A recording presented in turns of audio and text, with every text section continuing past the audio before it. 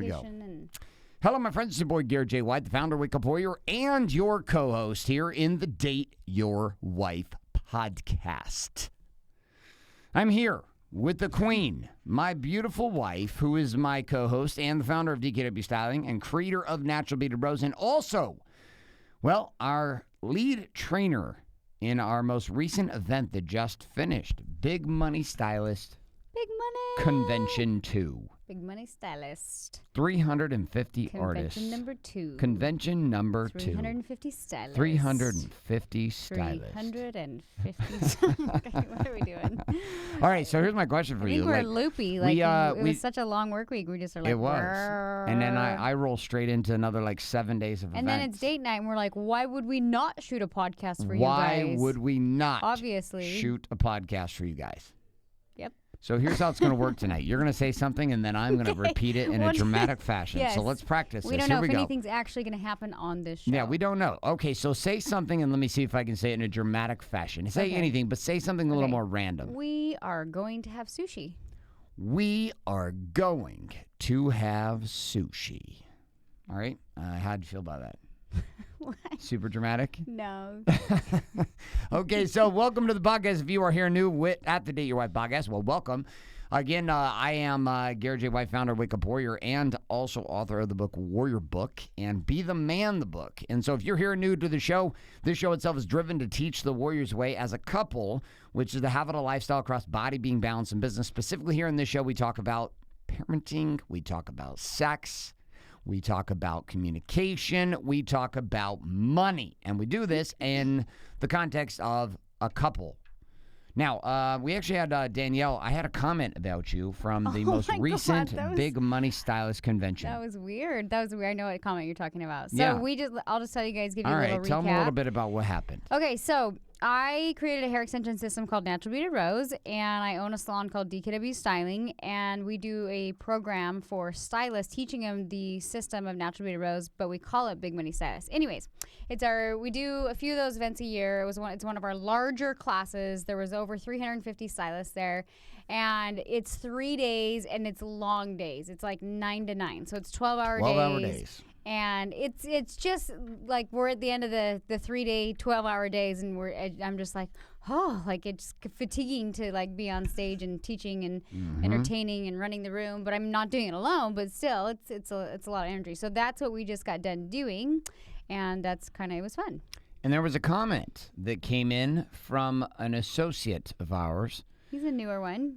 About you. He's not new to the though. Warrior's Way, but he was sitting in the room, and he sent me a message today, and he said, Danielle is like a gremlin. Thank you. And it continued. He's like cuddly, nice, sweet, fun. And then you pour a little water on it, and out comes the beast. Oh, my God. And he said, watching Danielle speak and train, I've never seen her in the activated gremlin. If you're unfamiliar with the gremlin thing, Google it and look it up on YouTube. You'll see what happens is these cute little guys that are like, and they put water. I'm like, I will eat your face off. Yeah, next thing you know, they're climbing out of toilets. No. So, let's talk about this, though, because you talked about one thing at convention, which was your alter ego. Yes, everybody wears many Talk hats, about and everybody this. has their character, which Okay. is very much them. And a true professional knows when to use each character. All right. So if you are using a character, are you being inauthentic? No, I think it's totally you. When I was first trying to communicate a message in my own marketing, I first started on YouTube, and I was actually teaching the girls this at our recent class. Okay. And I was like, okay, you guys, I know you we do hair, and we like to be behind the scenes, and we don't necessarily want to be in front of the scenes. I mean, a lot of artists are actually more introverted versus extroverted, and so anyways, that's just kind of how the nature is. And I was like, I'm a confident person, but I didn't really want to get on camera and be that person. And I remember I was communicating to them, and what I said is, when I first started doing videos, I would rewatch them, and I felt like I'm a fun person. Like you are. People would meet me and they'd be like, oh, I thought you'd be quiet. And I am kind of reserved and observant, but then when I'm hanging out with people, I'm actually I'm fairly social. So people are always surprised by that they're like, oh, you're a fun person. I'm like, yeah. And then I started doing my first videos just on YouTube, and people always make the mistake of trying to, it's almost like not be them. They try to be too professional. So they'll get on video and they'll be like, I was like trying to promote a shampoo or something. I'm like, this shampoo is awesome. I love it. You should definitely buy it. This shampoo is awesome. You should buy it. I think I was so nervous, and I just thought, oh my God, where's this video gonna go? Like, and so, anyways, I was just telling everybody, like, you just have to be you if you screw up. But not only that, like, you have to almost be like a more animated version of you, because it's interesting when you're talking into a camera. You have to envision another person on the other side of that camera. Yes. Because if you don't, you don't put out that energy. And I always tell people, I'm like, when you're speaking in front of a camera, act like you want to actually connect with people. And if you do that, you're just going to be your on-camera version of you. So the other thing I would do too is I would try to be more smiley and I'd be more animated, which I feel like that's how I am in person. So it's not like it's not me, but it's like you have to learn how to turn it on a little bit. You know what I mean? I do know what you mean. I know you know what I mean. When you started doing this, I actually thought you were being inauthentic. Yeah, but I didn't know. Like, I didn't know. I'm saying that's what I originally thought. I'm not saying it's what I currently think. Inside of that, though, I've realized that we as human beings have lots of characters. We can also label these characters as roles. And we play different roles, and each role has a character, right? So if you look at this from an acting perspective, you know, an actor that comes on may have a specific role, and they may be an overweight guy who's a serial killer. And then they take on another movie role, and they're a super ripped, shredded Fight Club guy. And then they take on another role, and they're a middle-aged manager at a large company and married and live in the suburbs. Like, actors take on these different characters inside of these roles. But inside of marriage, there are a lot of roles that we play, and so there are actually characters required to be created and mastered inside of the relationship of being married. Would you agree with this? Yeah. I always say you have many hats, and you have to know when to like put the work hat on. You have to know when to put the mom hat on. You have to know how to put the wife hat on. You have to know how to put the lover hat on. Like, you have to be able to wear all these hats and have these characters and be able to kind of go from one box to the next box, or one hat to the next hat. Yeah, it's like you go from you know, business owner to lover to mom to lover to wife to lover to, you know, just kind of lover pretty much every other time, right? No? You're not feeling that one? I wasn't even paying attention. Then I realized, I'm like, was he saying lover every other one? Okay, so we're gonna take this idea of character zone. We're gonna spin it off into the following idea, which is like inside of a relationship, everybody's got a lot of different roles and they've got a lot of different characters. But here's the crazy part: life itself is about growth, which means individuals, and we face this. I had individuals come up to us at our graduation last night and said, "Listen, I was planning on getting divorced. When I left this convention, I was going to go home and file divorce with my husband. And because of watching you and Danielle, I've decided not to file divorce with my husband, and I'm going to commit to the next year at least in working on our relationship and seeing if we can make it work." And so there's this issue that comes up in a relationship, particularly in being able to communicate, which is our topic today, which is communication, as the roles and the characters inside of an individual begin to change. Now, we run programs where we empower people, and particularly artists, and in my world, male business owners, how to find themselves in a deeper way, and then how to apply that to getting paid more. So, Danielle, here's a question. What has been your experience with this as you and I continue to grow, and we grow at different speeds at different times? This changes our roles, but it also makes communication more difficult when one person's changing and the other one is not. Would you agree with this? Right. Okay. If you're not at the same pace, you almost, like, for us, it was like if you're not at the same pace, you kind of divide, and then you're like, who are you? And you lose that connection, chemistry, attraction. Like, you have to really kind of be able to grow at the same pace. And I think that's hard when you have two people that are both maybe working, but now that we kind of work together and have been able to grow together that way, it seems like our communication has gotten a lot better. You were sharing that like during the convention, though. You were using an example, and you were talking about drifting. I can't remember exactly what it was you were speaking to. There was one of the women who asked about, asked a question during our Q&A session, one of our artists, about this, and about how do I stay in a situation with my marriage when I'm growing but my husband is not? Do you remember this question? Okay, so I'm going to have you address this, Well, and then I'm going to address it from the male perspective. But I from just your kind of perspective gave as her a woman, I just kind of gave her my story and my experience so because I share feel that like share that well again because when it was you really for good. like for example like when you come to just our hair class, it's not your average hair class. It's really dealing with a lot of like mindset, relationships, like you can't produce in life if you have like a shitty mindset. So we try to like break the stylist out of like old patterns, behaviors, and things like that. But anyways, you come to these events and you feel, we always joke around, we're like, you're like in a time warp. You leave and you feel like you're on fire and you're like addicted to growth and you want like more, and you're on this like high. And then you go home and you feel like your significant other is just like a bump on the log. You're just like, come on, like, and you want to be excited and like share all this, but at the same time, they're not moving. And so then you become like unattracted to him because you're like, God, I'm so excited and you're doing nothing. And we always say, like, if you're stagnant, you're actually like moving backwards. Once you catch the bug of like wanting to grow and learn, if you're stagnant, I get like panicky. I'm like, oh my God, I feel like I'm going backwards. And you kind of do. You kind of like get in your head a little bit and you literally revert back a little bit. And this doesn't matter how successful you are in life or how much money you have. That's just the game of life, is to grow and learn. So anyways, this particular stylist was just like, I swear she was looking at me like she wanted me to give her permission. Like, yeah, go home, get divorced, girl. You got this. Like a lady boss, let's do this. And I'm not really about that. I'm very much about like, it takes two people to get in a certain situation, and I'm not going to give you permission to go home and divorce your husband. I'm not going to do that. So I share based on my experience and my stories. And I just told her, I said, you know, I get where you're coming from. And I said, but sometimes you just have to stay in your own lane. And what I mean by that is when Garrett, we kind of lost everything, and he was trying to discover himself and really work on himself and his business and all that. And I was always literally like, oh my God, like just figure it out. And I was like so genuinely like annoyed with him. I'm like, just figure it out. And as he was trying to figure it out, he was going to like business retreats and self-help things and all this stuff, and he would want to share with me, and I was like, you're being fucking weird, you know. And I just was like, what? Just figure shit out, like just get it done. And so it got to this place where he would want to share, but I was like, no. And then he felt like I wasn't growing, and I was like, what are you talking about? I don't have to go to these classes to grow. I can grow on my own pace, my own way.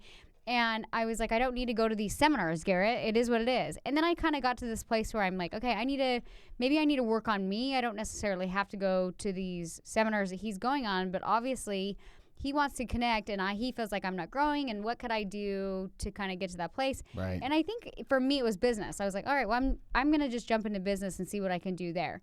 And that really pushed me out of my comfort zone, and I started to grow from that. And I told this woman at the event, I said, you know, I just decided I wasn't going to worry about what Garrett was doing, and I was just going to work on me and kind of stay in my own lane. And to this day, I believe that if you do that, other people will catch your excitement and your bug. And like, I have women all the time who come to my salon and they're like, I honestly have been following you for years, and I came because like your energy, and I've been following you, and it's like infectious, and like you're positive and moving forward. And they didn't come for the hair. They came literally because they'd seen a little bit of my journey. Mm-hmm. And so people want that. When you radiate that kind of energy and that success, they want that in their lives.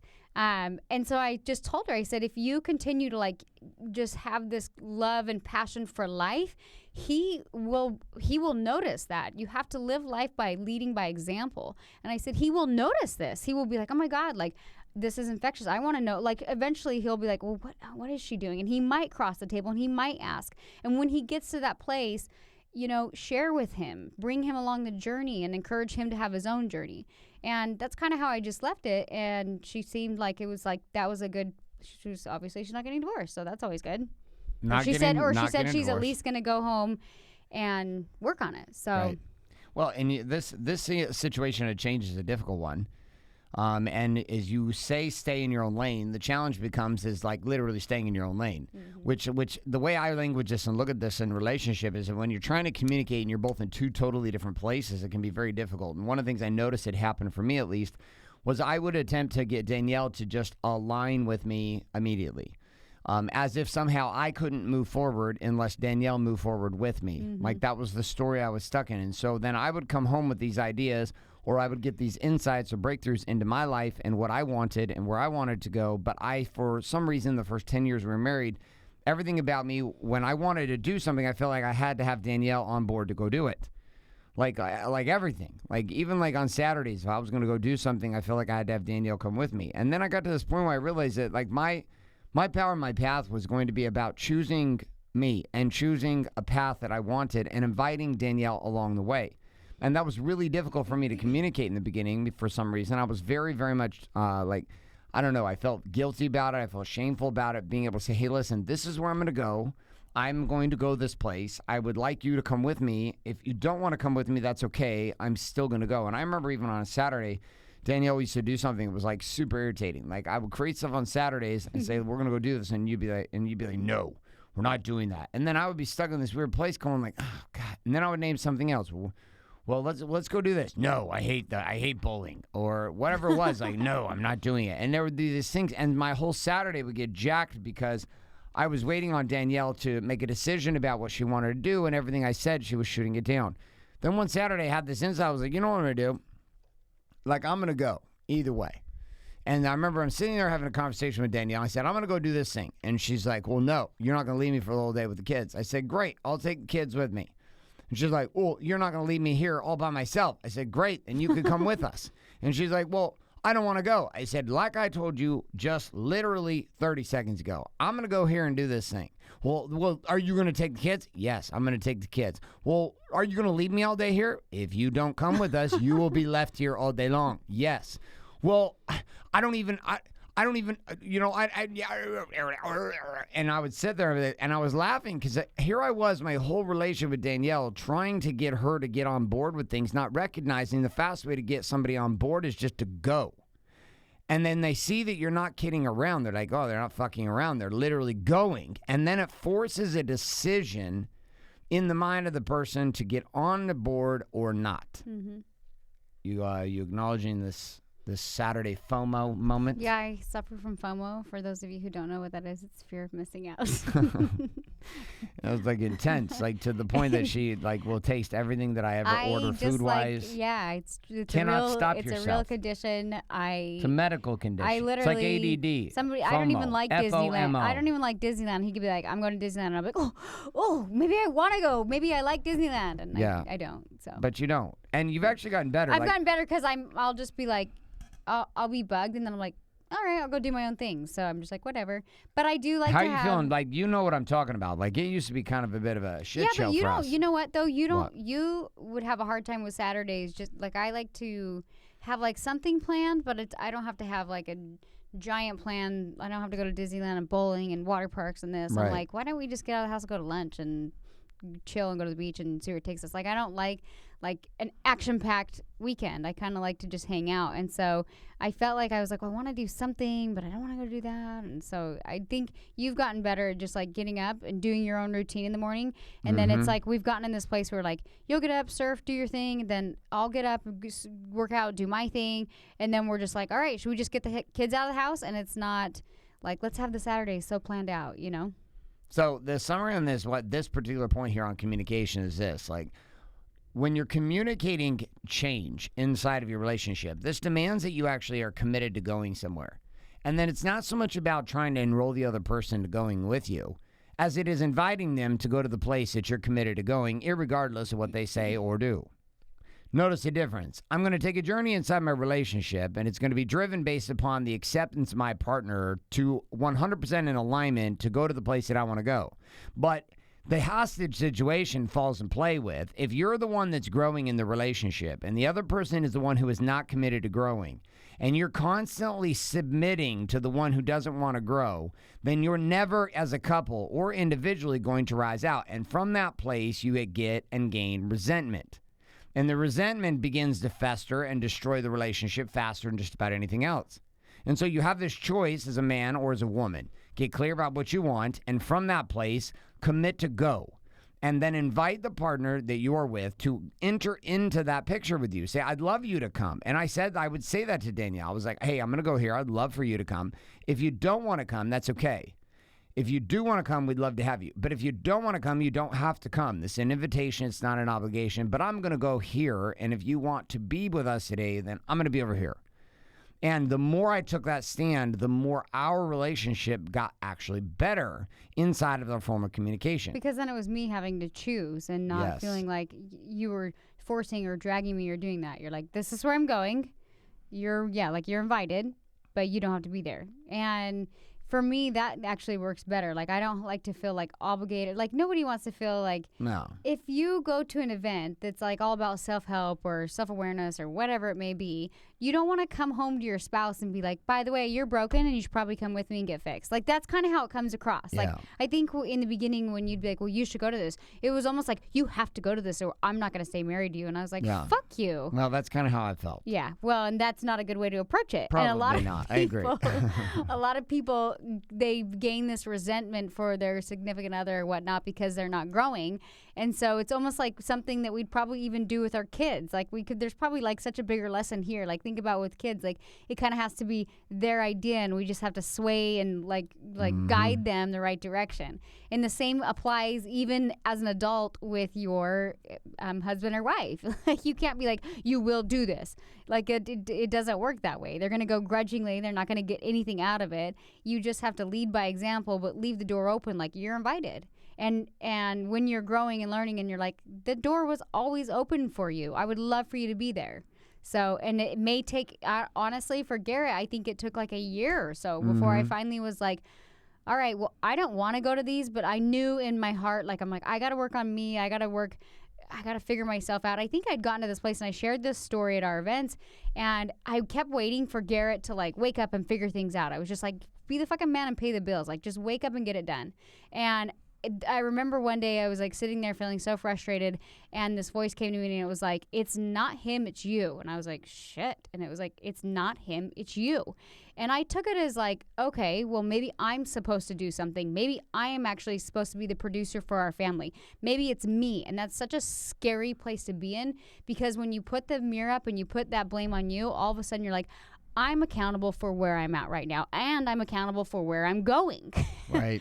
And so it's crazy. Like, Garrett was trying to get me to go on his path and I was super resistant. And then all of a sudden I like hit this place where I'm like, okay, I want to surrender, but I didn't know how to surrender because I didn't want to go to the same, I had no interest in the events and things, but I knew I wanted to work on something. And that's when that moment happened for me. I'm like, all right, well, and it was scary because I also in the moment I was like, I don't even know if I want to be married anymore. And that's why I chose business to really help me rise and go that direction because I was like, shit, I can't expect any money from him. There's nothing, we're not making any. So I'm obviously, whether we stay married or we don't, I've got to figure this out for myself because I'm not going to be dependent on somebody else. And I want to have control with where I'm going in life.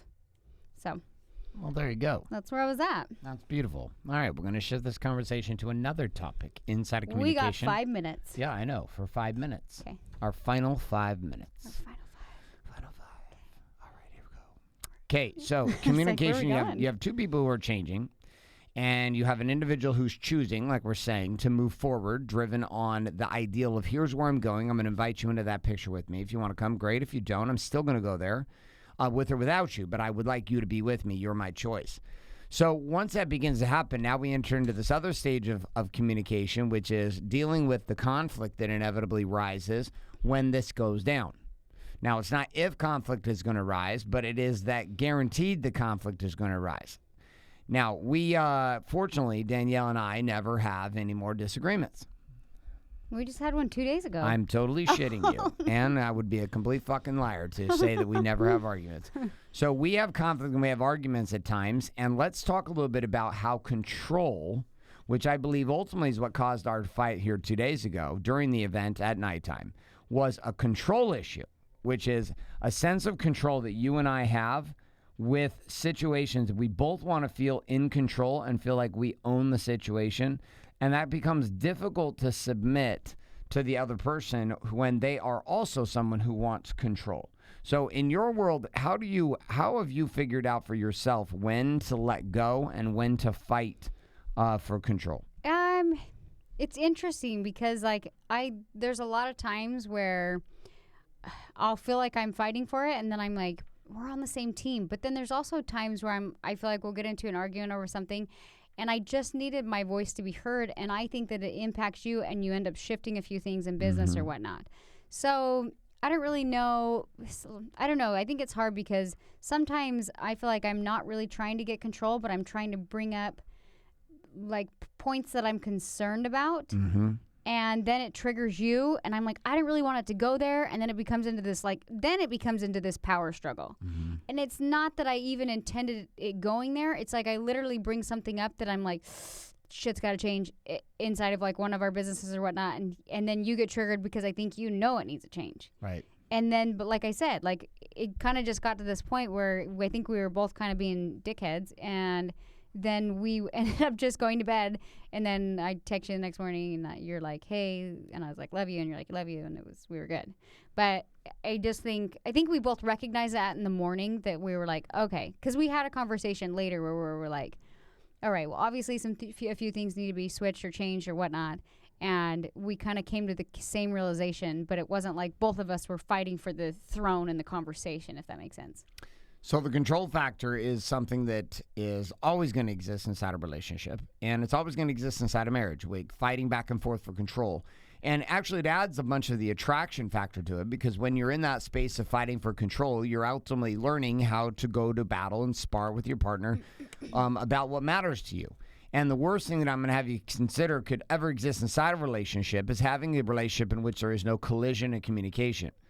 Right? The minute there's no collision and communication, you can be sure that somebody inside of that relationship has gone to sleep. Right? They're sedated, they have no opinion anymore, and they're just somebody who's along for the ride, hoping that the thing or the individual man or woman they're connected with is going to take them home to the finish line. So, collision must happen. Inside of that, control must be submitted at times in order to ultimately win to get what you want. Yeah. Well, and even to get what you want. Like sometimes it's like, I always say, like, choose your battles. And there's times where I'm like, I feel like I need to bring stuff up. And then there's times I'm like, as a girl and just being stubborn like I am, I need to let it go. And I think ultimately that goes for probably you as well. Like we get to this place where we're fighting over something that we realize that we're both on the same team. And sometimes we just have to like let it go in that moment and then kind of like calm it down and then revisit that conversation.